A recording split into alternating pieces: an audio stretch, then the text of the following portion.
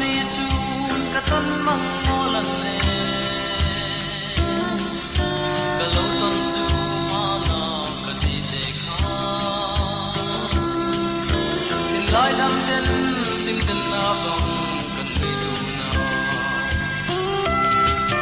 kum pi sun tam ma ve dai sa mang kan chen na mi sun ga ya si du len po anem doi le kan ge mo ton mang ka lo man chu tin lai an li thar ge ti tam pa thaleng dam ten pangai va gin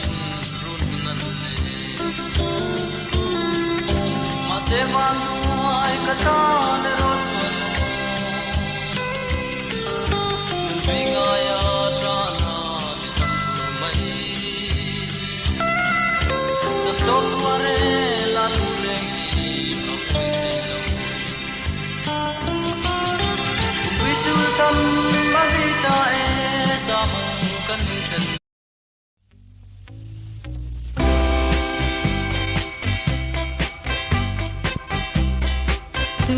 Tululungol ka di parte ka tendon ng hangin Waray silong leni dono ni Ikray to'y solang yan kaway rin Inche ng san waray tae Ay mabarila kanining tuwalonge Silong aleng sitone Tumuban lay luleng duay Duay lung diyamin Herzela, hersang zela Alung diaw, dolet ang bana Inche ng san kwaritare Say mabarila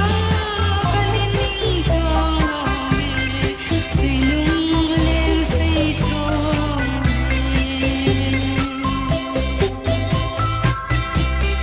Tules wahal mga parte kanin chen may turhi Senlay nang tiyahar may Ingayan solang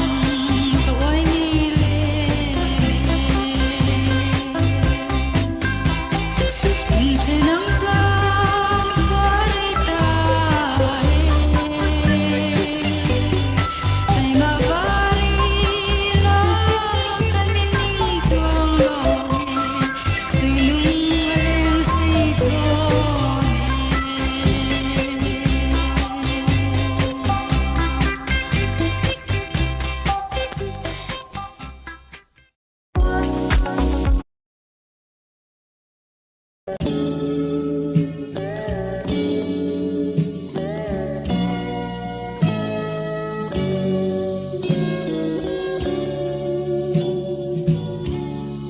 o thin lai ru ka dam thi ru tin kim ka han don hian ka lo ton chu pu lo lung di ka thin lai an a cham ring si eng tin nge mo ka tua rang le ma tin mo zun ngai hia ka van le thi ka mangai te min don wi la tu lai ma pi ki zun nga ya tra ko si tu tin lai dam nan ya tu lin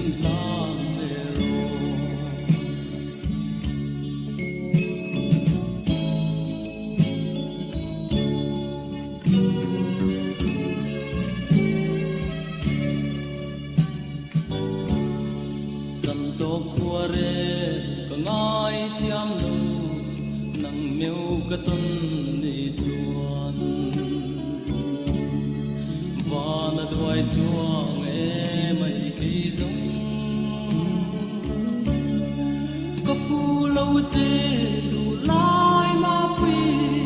ma se ka ma ngai na wa hian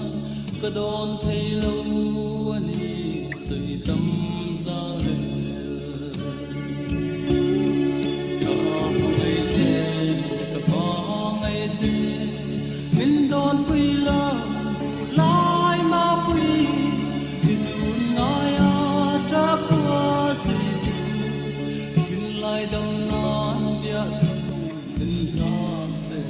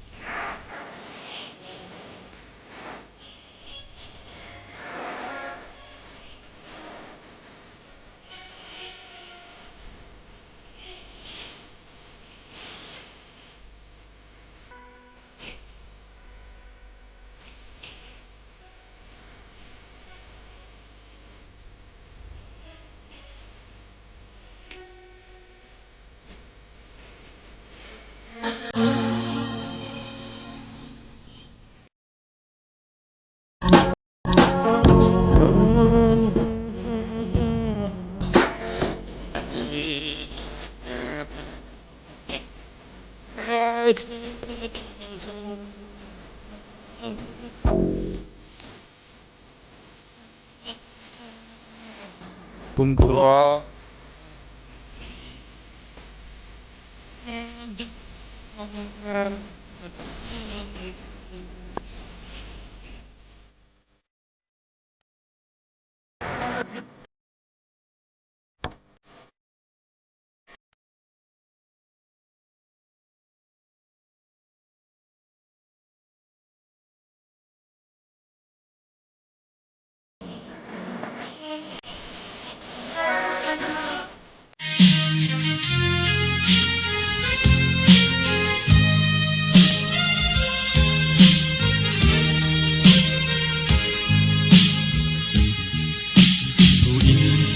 thiam lo kan tang ram moi chu i ching mit nge in mu ve la ka ti bi le ku sul du par moi in hul na i fan ngai lo ram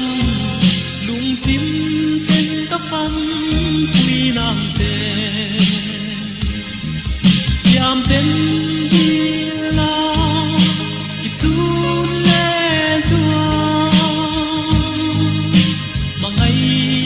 bang chuang an hial ngam do nem